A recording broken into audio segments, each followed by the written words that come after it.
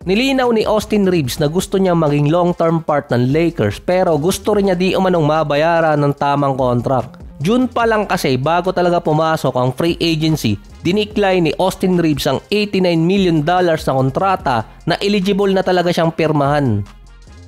Papasok ng 2026 season, siya yung player na publicly sinabing desire niyang magstay sa LA at siya din yung player na priority ng Lakers na ma-retain until next season dahil nga sa nagbabadyang contract extension niya next year na medyo malaking kontrata.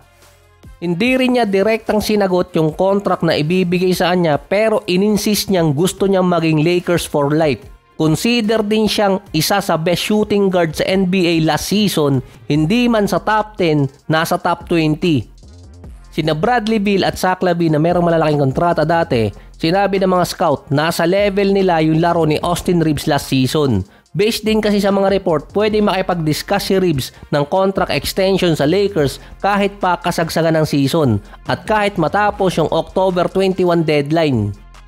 Ng 2023, si Trae Young nabansagan bilang most overrated player na kasama sa listahan na yon si Austin Reeves. Ito yung galing sa boto ng mga player. Kasabayan kasi nun yung best playoff run ni Reeves dati versus Warriors at Memphis. Papasok pa to ng ikalawang kontrata ni Reeves sa Lakers na biglang tumaas yung value niya sa mga teams. Imbes na umalis, itong si Reeves, kinuha niya yung kontrata sa LA. Meron pa kasing player option talaga si Austin Reeves until 2027. Ang mostly nakakapirma kasi ng contract extension ay yung mga player na meron pang natitirang kontrata at mostly nang pumipirma din ay January onwards. Katulad ng kay Kawhi dati, mid-season siya nakapirma ng extension bago pa lang pumasok yung playoffs. Ang nabibigyan kasi kapag regular season yung mga hindi max contract player or yung hindi full 4 years or 5 years. Meron pa kasi si Austin Reeves talaga until October 21 bago mag-decide ng kontrata. Binigyan na rin ng value si Austin Reeves sa free agency market, 30 to 35 million katulad ng kay Quickley at Tyler Hero. Mula sa ballpark na yan, papasok ng 2026, pwedeng tumaas or bumaba ang value na ibinigay kay Reeves, depende sa magiging season niya. Ito rin ang first time ni Reeves na magkakaroon ng dalawang kasamang dominant ball handler at scorer sa simula ng season. Dati meron namang kasamang Westbrook pero ibang klaseng scorer si Luka na may kasamang LeBron. Si Luka naman mukhang mag-i-stay talaga na matagal sa LA dahil ang una niyang purchase ang $25 million na mansion dati ni Maria Sharapova. Dahil nasa Lakers si Reeves at si Luka, another blunder ang sinasabi tungkol kay Luka ngayon na posibleng siya ang makapag-force sa Lakers na i-trade si Austin Reeves. May stand ang LA na hindi i-trade si Reeves na base naman kay Anthony Irwin na isa sa mga insider. Si Luka lang ang makakapag-pressure sa Lakers na ibigay si Reeves sa ibang team kapalit ang isang all-star player or kaya isang big man. Bakit naman gagawin ni Luka yun? Dati kasi habang nasa Dallas si Luka, siya ang tinurong reason kung bakit na-trade paalis ng Mavericks si Porzingis na wala di umanong chemistry si Luka at si Kristaps. Pero ang pinaka-reason di umano doon dahil sa injury ni Kristaps na lagi na lang siya nawawala. Na after ma-trade ni Porzingis papuntang Wizards, nakapasok pa noon ng Mavericks noong 2022 sa West Finals under kay Luka. Kaya walang track record si Luka na mag-request ng isang player para i-trade paalis ng isang team.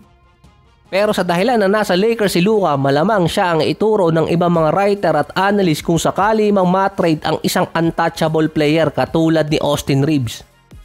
Sa free agency rin, si Luka ang tinurong reason kung bakit na-recruit sina Marcus Smart at DeAndre Ayton papuntang LA.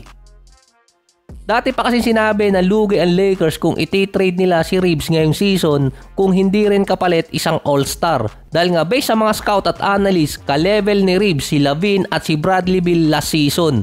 Dahil sa friendly contract din ni Austin Reeves, talagang mahirapan ang LA doon or lugi sila. Katapat niya kasi ang isang all-star player ngayon kung pagbabasihan yung numbers. Sa pagitan din ni Hero at ni Austin Reeves, makikita mas better si Reeves dahil third option siya kontra kay Hero na first option na ngayon pero si Austin Reeves mas efficient player. Based din sa mga write-ups, walang competitiveness na katulad ni Reeves si Tyler Hero. Si Austin Reeves din na nakikitang next Jalen Bronson dahil nga undervalue siya sa draft at nagkaroon pa ng breakout season, halos magkasunod yung dalawa. Yan din dati ang mga discussion sa forum. Si Bronson biglang napakawala ng Dallas dati at naging all-star naman at main man ng Knicks. So sinabi to dati ni Luka sa interview after malaglag kontra Minnesota na mahirap mag-build ng chemistry sa team kung walang practice. So meron namang practice yung mga teams ngayon, hindi nga lang katulad ng dati dahil isang araw lang ang pagitan ng mga games sa regular season. Swerte na nga kung magkaroon ng 3 araw na pagitan. Kahit si Steve Kerr kinall out ng NBA regarding sa schedule. Inaasahan sa training camp at pre-season magkakaroon ng pagkakataon na makapag-build ng chemistry sina Luka, LeBron at Reeves kasama pa ang ibang mga players dahil makakapag-practice sila ng matagal bago pumasok yung regular season.